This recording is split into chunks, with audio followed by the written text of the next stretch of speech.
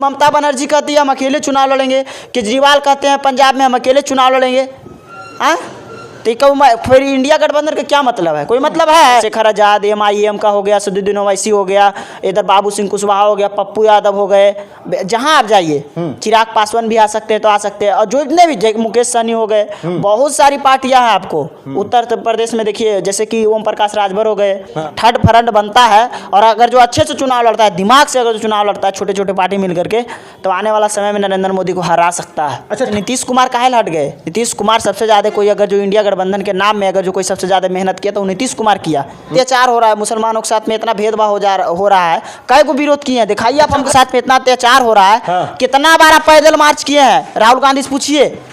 मोदी जी बोले 2 करोड़ रोजगार देंगे, तब वो चुनाव जीत रहे हैं ना, बस बोलने का। राहुल गांधी नया यात्रा कर रहे हैं, नया यात्रा नहीं, भारत को न्याय मिलेगा। देखिए हम चाहेंगे तो उनके बारे में खुलासा ऐसा करेंगे ना कि 50 साल और कांग्रेस नहीं आएगा सत्ता। इसलिए मायावती ने सट नहीं सट रही है।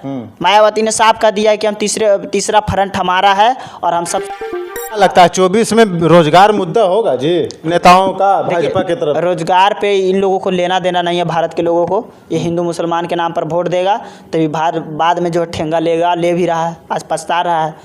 अब बात जो है, सबसे पहले तो यहाँ EVM से जब तक जो है वो इलेक्शन होगा, तब तक जो है मोदी जो है भारत से हटेगा ही नहीं, भाजपा भारत से नहीं हटेगा। अरे तो विपक्ष पार्टी EVM के नाम में एक हो कहाँ रही है? दिल्ली में, लखनऊ में इतना प्रोटेस्ट हो रहा है, EVM हटाओ। कहाँ से होगा?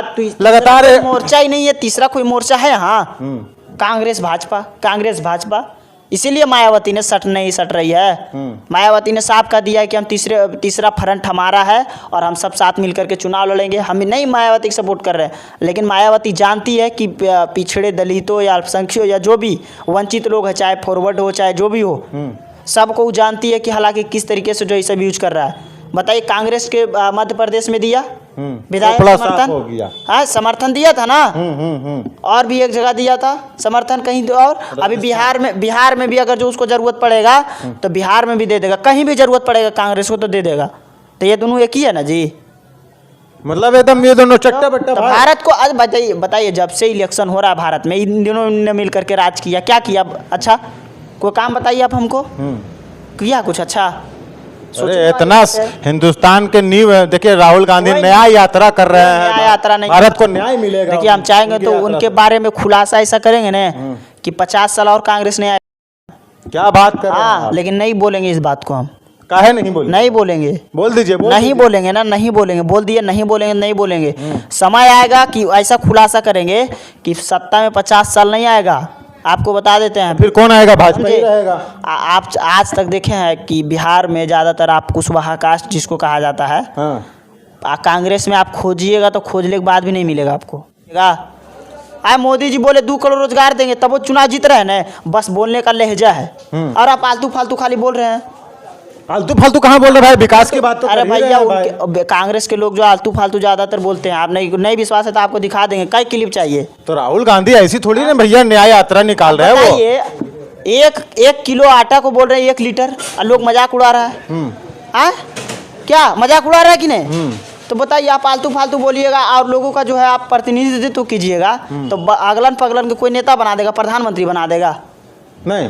कैसे बना देगा? कायल बना देगा? किसी एक परिवार को कायल बनाएगा कोई? क्यों बनाएगा? आप सोचिए, गौर से देखिए कि हालांकि कमी कहाँ है। तो भारत की जनता को 24 में इतना बड़ा संगठन है जी, एगो नेता नहीं है उसके पास, परिवार बनाइएगा सब चीज। बिहार में देखिए 20 साल से आरजेडी की सरकार नहीं बना है, तो इसका कारण क्या? कहाँ कमी है? कमी को देखिए आप। तो आप कमी को नहीं देख रहे हैं, बस दौड़ रहे हैं। असदुद्दीन ओवैसी कहते हैं ना, दौड़ रहा है, दौड़ो, पैदल दौड़ो। आज अत्याचार हो रहा है मुसलमानों के साथ में, इतना भेदभाव हो रहा है, कई को विरोध किए हैं। दिखाइए आप मुसलमानों के साथ में इतना अत्याचार हो रहा है। कितना बार आप पैदल मार्च किए हैं? राहुल गांधी से पूछिए कि कितना बार पैदल मार्च किए हैं राहुल गांधी मुसलमानों के लिए? किए हैं? हमेशा सड़कों पर। अरे सड़कों पर दौड़ने से नहीं होता, करने से होता है, समझे? आज 20% मुसलमान उनको जो है उनके साथी को जो है वोट दे रहा है, लेकिन उनके लिए आप क्या कुछ कर रहे हैं? नहीं कर रहे हैं। इसके बाद भी जो सत्ता में आ रहा है, हर एक कोई उनको वोट दे रहा है, फॉरवर्ड भी दे रहा है, पिछड़ा भी दे रहा है, दलित भी दे रहा है। इसके बाद भी आप सत्ता में नहीं आ रहे हैं, तो कारण क्या है उसको चुनिए। आप राहुल गांधी क्या है राहुल गांधी? राहुल गांधी कुछ नहीं है। दूसरे लोगों को जब तक आप मौका नहीं दीजिएगा, अरे इंडिया गठबंधन के पास वही एक मुख्य चेहरा है नहीं है। 24 को भेदने के लिए। आज नीतीश कुमार काहे हट गए? नीतीश कुमार सबसे ज्यादा कोई अगर जो इंडिया गठबंधन के नाम में अगर जो कोई सबसे ज्यादा मेहनत किया तो वो नीतीश कुमार किया। सब नेता से मिला जा करके, हाँ, चाहे नवीन पटनायक हो, अखिलेश यादव हो, एनसीपी का नेता हो महाराष्ट्र में, तो इतना बड़े बड़े नेता से जाकर के मिला कि हम एकजुट करेंगे। लेकिन इन लोगों ने जो है सीट शेयरिंग का बात नहीं किया। इसके बाद जो देखे नीतीश कुमार कहाँ है? नीतीश कुमार मजबूरन में गए हैं, सल्ला झाड़ लिए कि वो अलग न्याय यात्रा कर रहे हैं ना कि यहाँ खतरे की घंटी बज गया है, यहाँ कोई सुन ही नहीं रहा मेरा। ममता बनर्जी कहती है हम अकेले चुनाव लड़ेंगे, केजरीवाल कहते हैं पंजाब में हम अकेले चुनाव लड़ेंगे। हाँ, तो फिर इंडिया गठबंधन का क्या मतलब है? कोई मतलब है? अच्छा, तो आपका क्या मानना है कि 24 में भाजपा को कैसे रोका जाएगा? क्या इंडिया गठबंधन रोकने में सक्षम है? नहीं, ये तीसरा फ्रंट सक्षम नहीं है। इंडिया गठबंधन सक्षम नहीं है, और खास करके कांग्रेस, खास करके कांग्रेस कभी ने जो है बता रहे हैं भाजपा को अब नहीं रोक पाएगा। जिस रफ्तार से हालांकि भाजपा बिहार में नहीं रोक पाएगा कांग्रेस और कांग्रेस के सहयोगी। अच्छा, तीसरा फ्रंट अगर बनता है तो तीसरा फ्रंट देखिए रोक सकता है, तीसरा फ्रंट रोक सकता है। उसके पास वोट है, मायावती के पास चले जाइए, काफी वोट है। आज भी देखिए उनके कई जगह जो है सांसद है, विधायक है, एक ही वो चाय है, लेकिन उनके जगह पे है चंद्रशेखर रावण। पूरे देश में उनका फैन फॉलोइंग है, पूरा कार्यकर्ता है। थर्ड फ्रंट बनता है, और अगर जो अच्छे से चुनाव लड़ता है, दिमाग से अगर जो चुनाव लड़ता है, छोटे छोटे पार्टी मिल करके, तो आने वाला समय में नरेंद्र मोदी को हरा सकता है। अच्छा, थर्ड फ्रंट का मुख्य चेहरा कौन होगा? मुख्य चेहरा देखिए होगे, अगर जो मायावती साथ में आती है तब तो ठीक है। अगर जो नहीं भी आती है तो चंद्रशेखर आजाद, MIM का हो गया, सदुद्दीन ओवैसी हो गया, इधर बाबू सिंह कुशवाहा हो गया, पप्पू यादव हो गए, जहां आप जाइए, चिराग पासवान भी आ सकते हैं तो आ सकते हैं, और जो इतने भी, मुकेश सहनी हो गए, बहुत सारी पार्टियां हैं आपको। उत्तर प्रदेश में देखिए जैसे कि ओम प्रकाश राजभर हो गए, बहुत सारे, हर एक जगह आपको बताते हैं, हर एक जगह पार्टी है।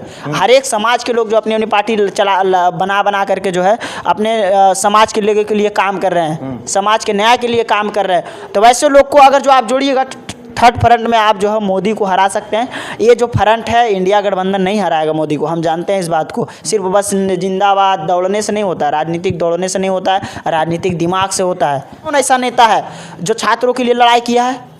छात्रों के लिए जमीन पर उतरा है कभी? 500 रुपया, 1000 रुपया लिया जाता है स्कूल कॉलेज में, चोरी हो रहा है अभी, एग्जाम में इतना धांधली हो रहा है।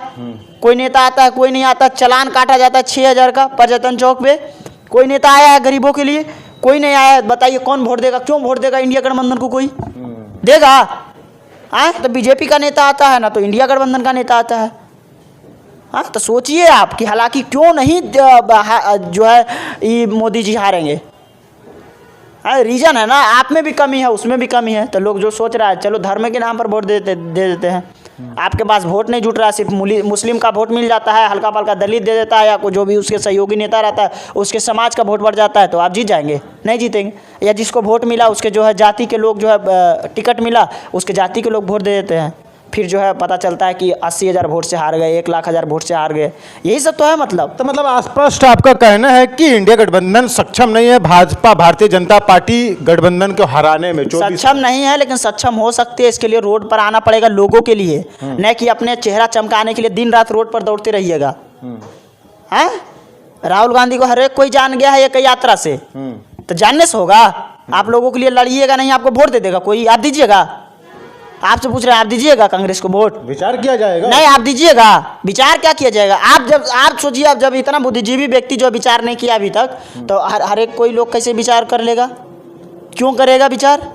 तो सोचने वाली बात है। कमियां देखिए कि हमारी कमियां कहाँ हैं। हम दौड़ रहे हैं, बस दौड़ने से कोई मतलब है? चलिए, तो धन्यवाद। ये थे परवेज जी, बहुत मुखरता के साथ इन्होंने स्पष्ट रूप से कहा है कि इंडिया गठबंधन सक्षम नहीं है भारतीय जनता पार्टी के गठबंधनों को जो है न मात देने में। अब वो तो वक्त बताएगा, आने वाला वक्त ही तय करेगा कि क्या कुछ होने वाला है राजनीतिक समीकरण। तो आप इनकी बातों से क्या कुछ समझते हैं, आप अपनी प्रतिक्रिया कमेंट बॉक्स में ज़रूर दीजिएगा। मिलते हैं कहीं दूसरी जगह पे, तब तक के लिए दीजिए इजाज़त।